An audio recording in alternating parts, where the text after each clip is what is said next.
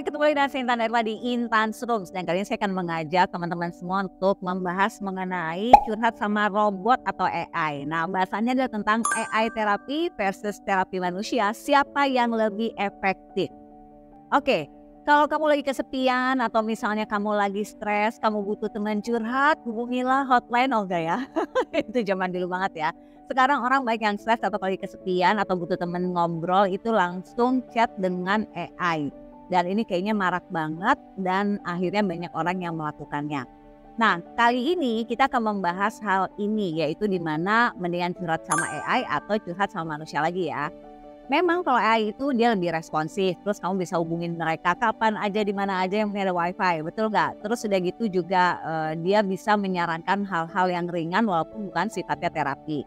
Tapi pertanyaan besarnya adalah gini, mungkin banyak orang yang merasa nyaman bisa curhat dengan AI karena bisa kapan aja tadi saya bilang ya. Tapi benar nggak sih kalau ternyata AI itu bisa menggantikan peran terapis manusia? Nah ini yang akan kita bahas di episode kali ini. Sebenarnya apa sih AI terapi itu? AI terapi itu adalah dukungan psikologis yang berbasis kecerdasan buatan. Jadi ya memang dibuat oleh manusia dan memang mengambil ilmu-ilmu dari metode-metode psikologi atau ilmu kejiwaan. Contohnya nih, misalnya kamu lagi stres, kamu lagi kesepian, kamu lagi cemas, kamu chatbot aja, pasti AI itu akan merespon dan memberikan jawaban-jawaban yang menenangkan selayaknya kamu curhat sama manusia atau curhat sama expert. Nah, karena mereka dilatih dengan CBT. Apa tuh CBT? Cognitive Behavioral Therapy. Di mana di situ akan ada juga data-data percakapan manusia sehingga menggabungkan hal-hal tersebut jadi seolah-olah kamu mendapatkan solusinya dari AI terapi itu. Nah, tujuan utamanya adanya AI terapi ini apa sih? Yang pertama tentu adalah kecepatan. Kamu saat itu merasakan kesepian, langsung kamu bisa curhat tanpa antri, tanpa harus pergi ke klinik, betul kan? Yang kedua adalah murah, tanpa biaya. Bahkan di beberapa AI, bahkan kamu bisa gratis untuk mendapatkan solusi dari si AI ini. Dan anonim juga, karena buat orang-orang yang mungkin merasa malu curhat kepada manusia atau merasa segan untuk berangkat ke klinik psikolog atau psikiater, ternyata chat dengan AI ini bisa menjadi solusi sementara. Apa sih tujuan utamanya ke orang-orang sampai mau curhat ke AI gitu ya? Yang pertama udah pasti adalah aksesnya yang cepat. Artinya saat ini kamu lagi galau, saat ini kamu lagi kesepian, langsung chat aja, langsung dibalas ya kan sama AI-nya. Yang kedua lebih murah, bahkan di beberapa aplikasi bisa gratis, kamu langsung mendapatkan solusi yang sesaat atau instan. Yang ketiga adalah anonim. Anonimnya gimana nih? Untuk orang-orang yang mungkin gak pede curhat sama manusia atau gak pede datang ke klinik psikolog atau psikiater, cara ini lebih aman buat mereka menceritakan kehidupannya karena berceritanya kepada AI. Tapi tentu aja penyelesaiannya adalah solusi sementara.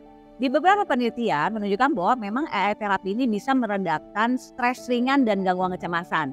Garis bawahi ya, stres ringan dan gangguan kecemasan. Artinya memang terapi AI ini bisa membantu di skala-skala yang levelnya rendah atau ringan. Tapi efektivitasnya berbeda-beda tergantung si penggunanya dan kondisi dia sendiri. AI bekerja baik untuk masalah ringan-ringan yang memang bisa diselesaikan dengan solusi-solusi yang ringan juga. Jadi bukan menyelesaikan masalah utamanya. Nah, kalau sudah menyangkut misalnya nih trauma yang kompleks, kemudian krisis-krisis yang eksistensial atau ada luka batin ya. Nah, ini nampaknya AI tidak mampu menyelesaikan masalahnya. Harus bertemu dengan namanya terapi manusia. Tapi tentunya kita bahas lagi yuk. Kelebihan dari AI terapi itu apa? Tadi ya, yang pertama dia selalu ada dan ready 24 jam dalam sehari, dalam seminggu dia standby. Karena kamu bisa curhat kapan aja. Yang kedua, gak ada judgement. Artinya kalian hanya mendapatkan solusi-solusi ya kan terhadap masalah yang kalian mungkin sedang hadapi. Yang ketiga, tadi udah dibahas, lebih murah bahkan gratis. Dan yang terakhir adalah mungkin bisa menjadi tahapan awal sebelum kalian datang beneran ke terapis yang seorang expert atau ahli. Nah, AI ini juga bisa melacak pola mood kita, kebiasaan kita, dan data-data psikologis kamu yang secara pasif. Ini disebutnya adalah digital phenotyping. Nah, keren banget ya sekarang ya. Makanya wajar banyak orang makin intim dengan AI. Tapi hati-hati, AI bukan manusia ya.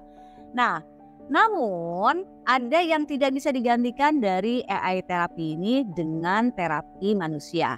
Yang pertama, terapi manusia itu bukan sekedar kasih solusi. Kalau cuma kasih solusi, AI mungkin bisa ya sampai tahap ini.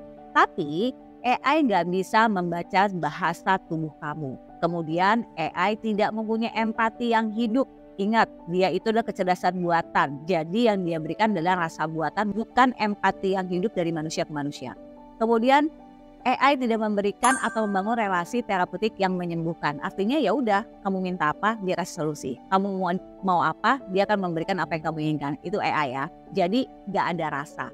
Jadi bisa dikatakan AI bisa menstimulankan empati, tapi AI tidak bisa memberikan rasa empati itu kepada kamu. Nah, jadi saya pahami ya, yang hilang itu adalah chemistry-nya antara manusia dengan manusia yang tidak bisa digantikan oleh AI itu. Secanggih apapun AI pasti berbeda dengan manusia. Dan bisa jadi ketika kita curhat dengan sesama manusia, yang bisa menyembuhkan itu bukanlah hanya selalu solusi-solusi yang diberikan, tapi rasa ngobrol, hubungan manusia dengan manusia, saat berbicara antara klien dengan psikolog atau psikiater, bisa jadi chemistry itulah yang menyembuhkan luka-luka batin daripada klien itu. Nah, ini harus dipahami nih. Kalau kita terbiasa curhat dengan AI, ada potensi-potensi bahaya dan juga etikanya. Misalnya nih, AI itu tidak sempurna, gimana pun juga ini adalah kecerdasan buatan yang dibuat oleh manusia. Sehingga ada resikonya. Pertama, mungkin bisa salah konteks emosionalnya. Ya namanya chatting kan bisa aja ya maksud kita ke sana, AI ngasih solusinya berbeda. Yang kedua adalah memberikan saran yang tidak tepat ketika kasusnya sudah berat. Maka tadi saya katakan di awal, ini cocok hanya untuk yang ringan-ringan, tidak cocok untuk case-case yang berat. Lalu privacy dan penyalahgunaan data bisa juga loh terjadi ketika kita menggunakan teknologi AI ini. Yang terakhir adalah ini yang paling bahaya nih, adanya ketergantungan emosional pada chatbot. Ingat, biar gimana pun juga itu adalah kecerdasan buatan, bukan manusia. Dan bahaya kalau kita punya ketergantungan untuk berinteraksi lebih terhadap chat dengan AI ini. Ingat ya, kita manusia pasti butuh manusia lainnya. Nah, beberapa orang sudah mengaku merasa terikat secara emosional dengan AI, seperti replika. Nah, ini akhirnya bukannya menyembuhkan masalah yang ada, tapi justru menimbulkan masalah psikologis yang baru, yaitu ketergantungan diri kita sebagai manusia kepada AI yang tidak kasat mata, namun kita mempunyai ikatan emosional yang tinggi. Bahaya ya, jadi hati-hati nih. Nah, kalau gitu apa yang harus dilakukan? Yang harus dilakukan adalah, dan yang harus dipahami adalah manusia pasti butuh manusia hidup lainnya. Nah, ini saya kembalikan nih sama teman-teman semuanya. Menurut teman-teman lebih mana yang efektif? Apakah curhat dengan AI atau curhat dengan manusia? Jawabannya tergantung. Kalau masih yang ringan, silahkan untuk ngobrol sama AI. Karena AI juga bisa menjadi langkah awal. Namun kalau permasalahannya udah bentuknya trauma, luka batin yang lama, atau case-case yang cukup berat dan membutuhkan terapi, maka saya menyarankan datang untuk ke terapi manusia, yaitu bisa curhat dulu dengan manusia lainnya, atau kalau mau langsung bisa kepada expertnya, kepada psikolog atau psikiater. Jadi ingat ya, gimana pun dalam menyelesaikan masalah, yang pertama adalah berdoa, yang kedua manusia pasti butuh manusia lainnya. Kalau kamu curhat sama siapa?